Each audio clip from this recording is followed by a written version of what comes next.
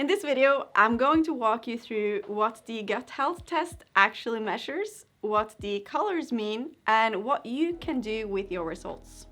Because most gut tests today are stool tests that tell you which bacteria are present, but this test, it does something different. Instead of looking at who is there, it looks at what your gut bacteria are producing and how that interacts with your immune system and your metabolism. So with just a simple finger prick dried blood spot, the test measures 3 key tryptophan-related markers. First, we have indole propionic acid, also known as IPA, which is a beneficial metabolite that is produced only by your gut bacteria from tryptophan. Then we have tryptophan, which is the essential amino acid that you get from your diet, also the starting material for several important pathways. And third, kynurenine, which is produced in your body when the immune system is more activated or under stress. And from these markers, we calculate 3 ratios and we combine everything into a single gut health index. And together, these markers show you how well your microbiome is converting tryptophan into protective metabolites like IPA, and how much is being pulled into the immune stress pathway towards kynurenine. The colored zones that you see on the test report, green, yellow, and red, they are directional indicators and not diagnoses. They don't label anyone as sick or healthy. They show where your biology sits on a spectrum from under more strain on one side to better supported and resilient on the other. The purpose of this test is prevention and improvement. It is to give you a clear, trackable signal of how your diet, lifestyle, and stress, as well as targeted supplementation, are shaping your gut immune balance over time. And to also make it easy for you to see whether your actions like optimizing your fiber intake, for instance using xenobiotic, or improving your omega-3 status with balance oil, are actually moving the biology in the right direction. So now let's look at how you can read the report. Because the first thing you will see is your gut health index. And this index, it takes your 3 key ratios together with your total IPA level, and it turns them into one overall score that works as a summary of how your gut bacteria and your immune system are working together. So if your index is in the green zone, you can have medium or high. It suggests that you have good microbial support and a relatively calm background immune activity. But if your index is in the yellow or red zone, it doesn't necessarily mean that something is wrong, but it clearly shows that there is room for improvement and that diet, lifestyle, and targeted tools can help you move this score in a better direction over time. So next you will see your IPA level. And we know IPA is made only by your gut bacteria from tryptophan. Your own cells cannot produce it. So if IPA is detected in your blood, it is a direct signal of microbial activity. And in simple terms, having higher IPA levels means that your gut bacteria are actively producing this protective metabolite. And this usually reflects a well-fed, fiber-supported microbiome with plenty of plant diversity.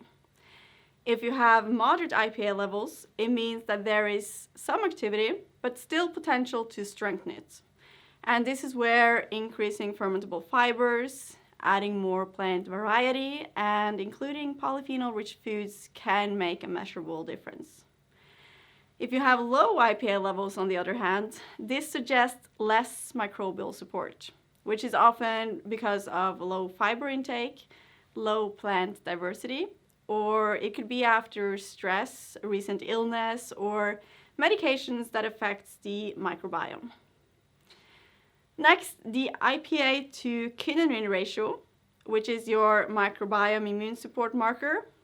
This one, it compares two main directions for tryptophan metabolism. We have the microbial route, which produces IPA, and then we have the immune and stress route, which produces kynurenine.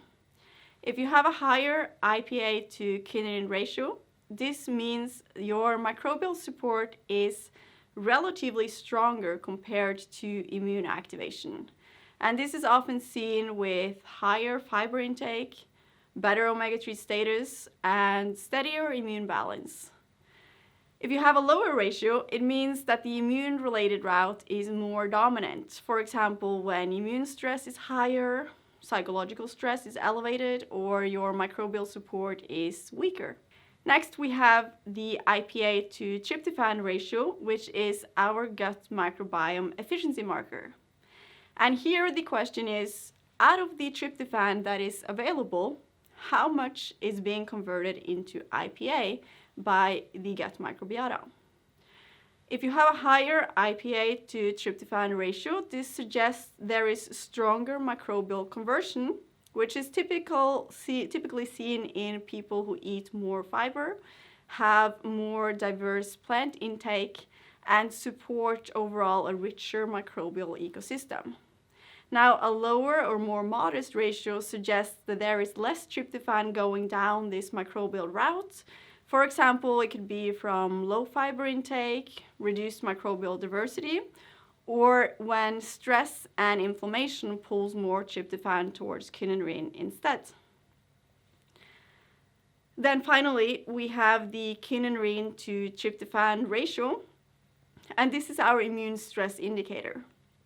And here we ask how much of your available tryptophan is being converted into kynurenine.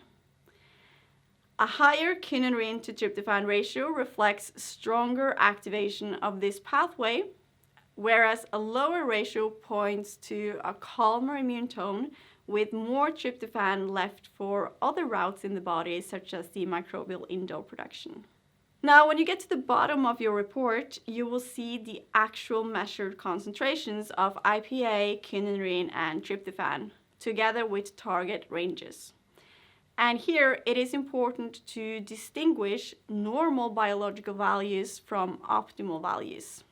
So normal reflects what we typically see in the general population. But our target ranges are based on people with higher fiber intake, stronger omega-3 protection, and more favorable immune microbial profiles. So if a value is outside of the target range, but still within the normal biological limits, it doesn't mean that something is necessarily wrong. It simply means that the biology has not yet moved into the more optimized pattern that we are aiming for. So these values are useful primarily as context that gives you transparency and comparison with published studies, but most importantly as your personal baseline so that you can track your changes over time. Even modest shifts like a rising IPA level and stable tryptophan levels or a small reduction in kynurenine can help you see that your gut immune cooperation is moving in a better direction. But in order to compare your tests accurately, it is important that sampling conditions are similar each time. So it should be ideally taken in the morning, fasted, and preferably not after heavy alcohol intake, a recent illness, or an unusually intense exercise. So now to the part that matters most in practice. What should you actually do when your gut health index is yellow or red, or when your kynurenine and your kynurenine to tryptophan ratio is high? You can think of your results as a navigation system. It simply points you towards the changes that will help you move your biology into a more favorable zone or direction. So if your gut health index is yellow or red, or your IPA is low and your IPA to tryptophan is modest, the first thing you should prioritize is your dietary fiber intake. You should aim for around 30 to 35 grams of fiber per day from a variety of vegetables, fruits, legumes, oats, barley, nuts, and seeds. We know most people are far below this, which is exactly why IPA often ends up low. Now, in order to make this more practical, you can also add xenobiotic. Adding 2 scoops per day will help you add roughly 9 grams of extra dietary fiber. And here you also get a mix of 8 different fiber types, which helps feed a broader range of beneficial bacteria and also support higher IPA production.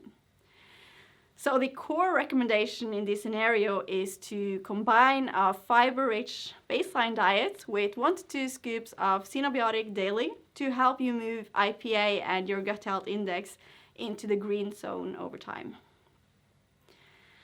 Now, if your kynurenine level or your kynurenine to tryptophan ratio is high, this tells us that the immune and stress-related pathways are more active. In this situation, one of the things that can help is to take a look at your omega-3 intake more closely. If you don't eat fatty fish regularly, this is a good place to start. You should try to include omega-3 rich fish like salmon, mackerel, or sardines a few times per week. But on top of that, you can also use balance oil as a daily way to secure that you get a stable intake of EPA and DHA and that you get enough of this, and also to support a healthier omega-6 to omega-3 balance. A well-supported omega-3 status is not the only factor, but it is an important part of helping to promote a more balanced immune environment. And together with dietary fiber and lifestyle changes, this helps to create conditions that are associated with more favorable kynurenine and kynurenine to tryptophan values over time, and ultimately a more favorable gut health index. Because the kynurenine pathway is often activated by stress and immune load, we also need to look at our everyday habits. So you should aim for daily movement, like walks that help you gradually bring your step counts up every day. You should include regular activity that you enjoy. It could be strength training, yoga, cycling, or just anything that fits your life that helps you become more active. And also protecting your sleep and recovery with consistent bedtimes and a simple wind down routine can help. And you should maybe also consider adding at least one stress reducing practice like breathing exercises, more time in nature, or just short breaks during the day where you slow more down on purpose. It doesn't need to be perfect. The goal is that you have a steady trend. So reducing chronic stress load so less tryptophan is pushed into kynurenine. So when you see a yellow or red gut health index or higher kynurenine and higher kynurenine to tryptophan ratio, the message isn't that something is wrong with you, it's just that your system is asking for more support. So in practice, that means that you should be paying more attention to your dietary fiber intake in your everyday diets, making sure that you get enough omega-3 fatty acids, and also looking at your daily routines, your movement, your sleep, and your stress supportive habits, because we know all of these influence how your gut and your immune system communicates. So when you repeat the test under similar conditions, after focusing more on these parts, you will be able to see if those choices are starting to shift things. Whether your IPA level is moving up, whether your kynurenine and your kynurenine to tryptophan ratio are easing down, and whether your gut health index is moving into a more favorable zone, or even whether you would need more targeted support. So that's really what this test is designed to do. It is designed to turn complex gut chemistry into clear, trackable signals so that you can see where you are today and how your everyday choices are helping to move your biology in the right direction over time.